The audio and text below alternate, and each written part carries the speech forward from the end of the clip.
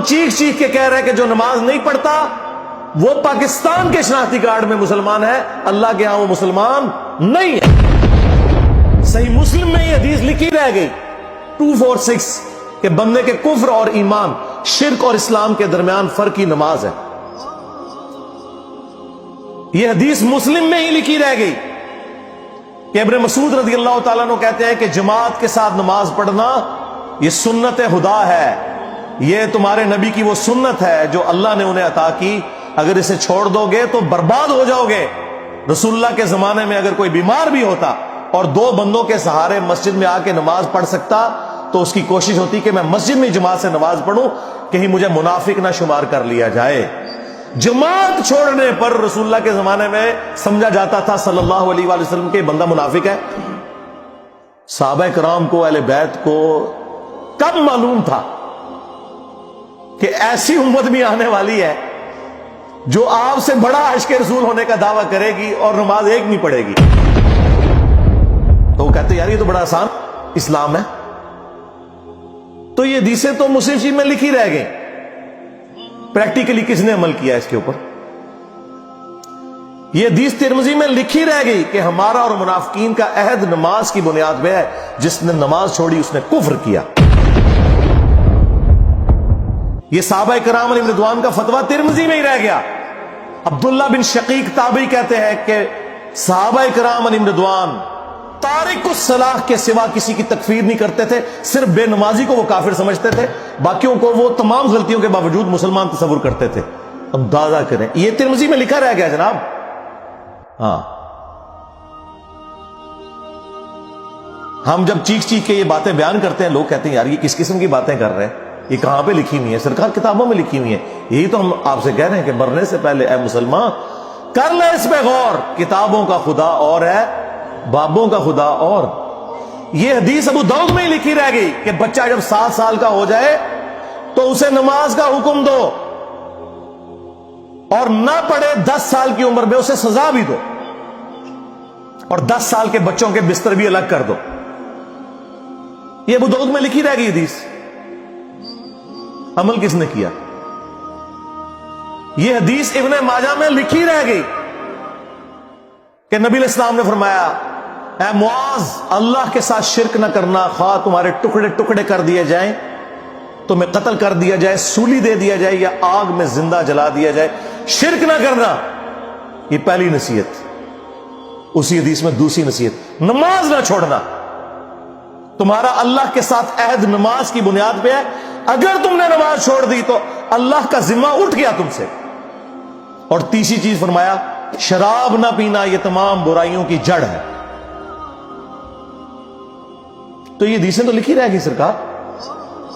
یہ حدیث مسند احمد میں ہی لکھی رہ گئی کہ نبی علیہ السلام نے فرمایا کہ نماز قیامت کے دن نمازی کے لیے دلیل، نجات اور نور ہوگی، اور جو نماز نہیں پڑھتا قیامت کے دن نہ اس کے لیے کوئی دلیل ہوگی اللہ کے حضور بچنے کی، نہ نجات اور نہ کوئی روشنی، نور جو پولیس رات سے گزرنے کے لیے قرآن میں آیا نا، وہ نور۔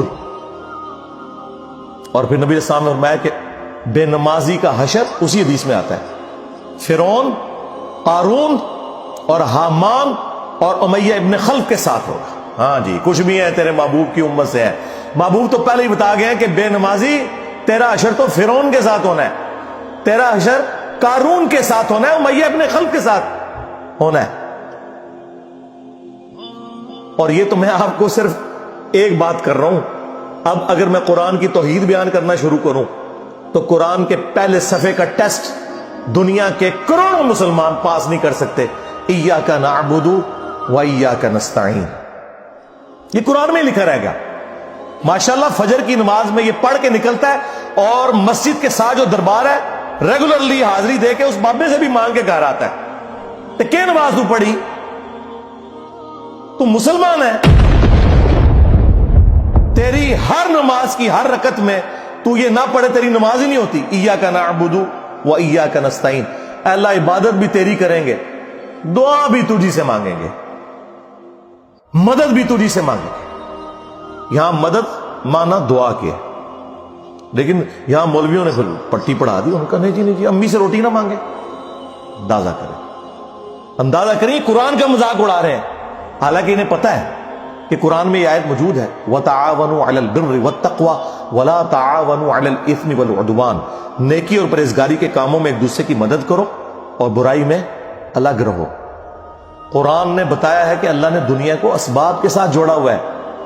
یہاں ایاک نستعین میں دعا کے اعتبار سے بتایا جا رہا تھا کہ غیر اللہ سے نہیں کرنی، ظاہری اسباب کا تو قرآن میں حکم ہے. لیکن دیکھ لیں، اور پھر جس شان سے اللہ تعالیٰ نے سورۃ النمل میں ذکر کیا، حیران کن بات آپ کو بتاؤں، اہل تشیع کے ہاں صبح و شام کی دعاؤں میں، سنت اذکار میں سورۃ النمل کی آیت نمبر 62 پڑھی جاتی ہے. ترجمہ نہیں کبھی کسی نے پڑھا، اور ہمارے جن اسٹوڈنٹس نے پڑھا جو شیعہ مکتب سے تعلق رکھتے تھے، کیونکہ میں نے اس آیت کو اتنی دفعہ کوٹ کیا، انہوں نے کہا ہم تو یہ صبح شام پڑھتے ہیں. ترجمہ پڑھا تو انہوں نے کہا یار یہ آیت پڑھ کے بھی سب سے زیادہ شرک ہم کر رہے تھے، کیونکہ اس آیت کے اندر کیا لکھا ہے؟ اَمَّن يُجِيبُ الْمُضْطَرَّ إِذَا دَعَاهُ. بھلا بتاؤ کون ہے جو تکلیف میں گھرے ہوئے شخص کی فریاد کو سنتا ہے، وَيَكْشِفُ السُّوءَ، اور اس سے اس کی برائی کو، تکلیف کو دور کر دیتا ہے، وَيَجْعَلُكُمْ خُلَفَاءَ الْأَرْضِ، اور تمہیں اگلوں کا خلیفہ کرتا ہے زمین پر، تمہارے ماں باپ کے مرنے کے بعد تم، تمہارے مرنے کے بعد تمہاری اولاد کو. اِلَٰهٌ مَّعَ اللَّهِ، کیا اللہ کے ساتھ کوئی اور معبود بھی ہے؟ قَلِيلًا مَّا تَذَكَّرُونَ، لیکن بہت کم ہی تم نصیحت حاصل کرتے ہو. بالکل صدق اللہ العظیم، بہت کم لوگوں نے نصیحت حاصل کی. اس آیت میں کلیئر کٹ لکھا ہے کہ جو اللہ کے سوا کسی اور سے دعا کرتا ہے گویا وہ اسے خدا بنائے ہوئے ہے. یا علی مدد کا مطلب سادہ نہیں ہے، اس کا مطلب ہے کہ آپ نے مولا علی کو اللہ کے مقابلے پر خدا تصور کر دیا. نہیں جی ہم تو انہیں اللہ کا بندہ مانتے ہیں. نہیں جناب، قرآن تو یہ کہتا ہے کہ اللہ کا بندہ مان کے یا بغیر بندہ مان کے. جب تمہارا یہ عقیدہ ہے کہ اللہ کے سوا کوئی تمہاری تکلیف دور کر سکتا ہے، جی پیچھے اللہ ہی ہے، اچھا اللہ پیچھے رکھ رہے ہیں. یہ دیکھیں حدیث میں لکھا ہوا ہے نماز کا طریقہ. اور نہیں جی ہمارے امام صاحب نے بھی تو وہی کچھ بتایا نا، پیچھے تھے اتنے بھی نبی علیہ السلام نے. نبی علیہ السلام پیچھے رکھنے کے لیے، میرے نبی صاحب ہے ہی کوئی نہیں، تیرے بابے تھے شاہ ہی کوئی نہیں. اللہ پیچھے، رسول پیچھے، آگے تمہارے بابے. عزتیں اویل کی ہیں تم نے اللہ اور اس کے رسول کے نام کے اوپر، چندے کھائے ہیں تم نے رسول اللہ کے نام کے اوپر صلی اللہ علیہ وآلہ وسلم. سواریاں سوار کی ہیں تم نے مکے اور مدینے کے نام کے اوپر، اور غداری کی ہے اپنے دین کے ساتھ. ممبروں پہ چڑھ کے کہتے ہو قرآن و حدیث ڈائریکٹ نہ پڑھنا، گمراہ ہو جاؤ گے. واہ، یہ کوئی یہودی یا نصرانی آ کے بات کرے ہم منہ توڑ دیں. جس طرح آج آگ لگانے کے اوپر قرآن کو ہمیں کتنا غصہ چڑھا ہوا ہے. تیرا مفتی ہر جمعے کو کھڑا ہو کے کہ قرآن اور بخاری ڈائریکٹ نہ پڑھنا، گمراہ ہو جاؤ گے.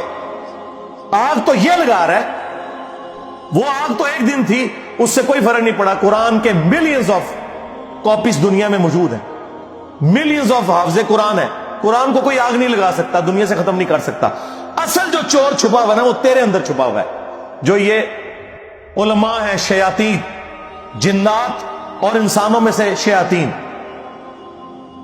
جو تمہیں یہ کہہ رہے ہیں قرآن ڈائریکٹ نہ پڑھنا، گمراہ ہو جاؤ گے. اور تم کہتے ہو مفتی صاحب نے فرما دیا. سبحان اللہ.